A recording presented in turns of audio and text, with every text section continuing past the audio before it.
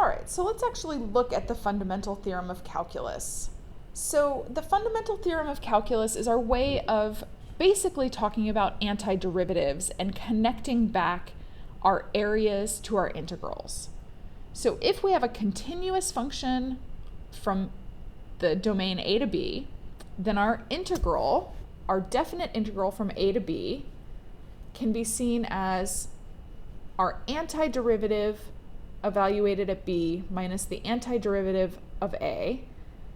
So we're defining capital F of x to be the antiderivative, or the derivative of capital F of x is f of x. So let's look at the proof of this. So a of x is the area under our function. Yeah. The fundamental theorem of calculus, how does the area relate to the original function? So if we think about change in x and change in area. Yeah, so here, delta A is my change in area.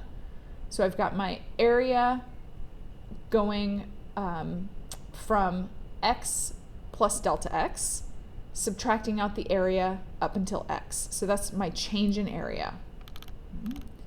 So here's my area. If I evaluate my function at f of x, so here's my f of x value. This value here, let's think about that as a straight line. This is f of x plus delta x. So this rectangle here is going to be a width of delta x and a height of f of x.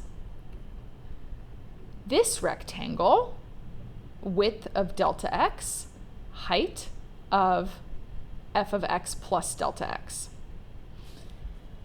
So if I think about all of my different shaded areas, this first rectangle is my area f of x times delta x. This rectangle, f of x plus delta x times delta x. This shape is the area between x and delta x. Yeah. So if I think about this rectangle, my change in area between x and delta x, and this rectangle, I can see that these values are placed in order of increasing area. So I could say that f of x dx, sorry, here we've got delta x. So f of x times delta x is less than my delta area, which is less than f of x plus delta x times delta x.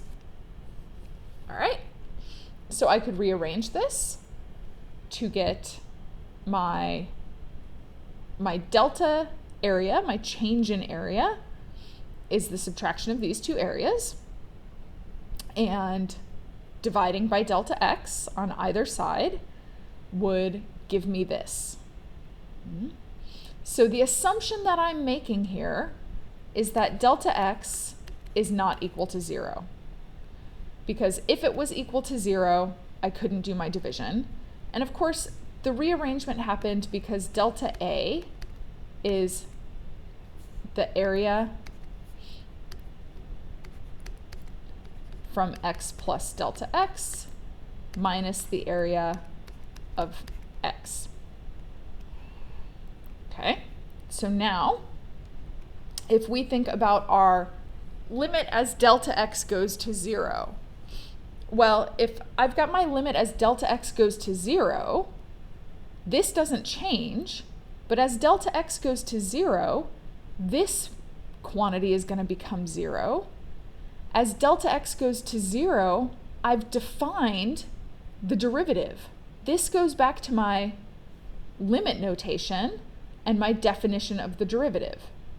So this is my dA dx, we're saying that this value is between f of x and f of x as this goes to 0. So dA dx is equal to my f of x. Well, rearranging that, dA is f of x dx. Integrating both sides to cancel out the derivative, then I get area of x is integral f of x dx. But we've said that the antiderivative of f of x is capital F of x. So if I just integrate in general, I get my plus c. Now if I want a specific area, well, area at point A is 0. That's because that's my starting point. I don't have an area yet. So if I want my initial area, then my c value must be 0.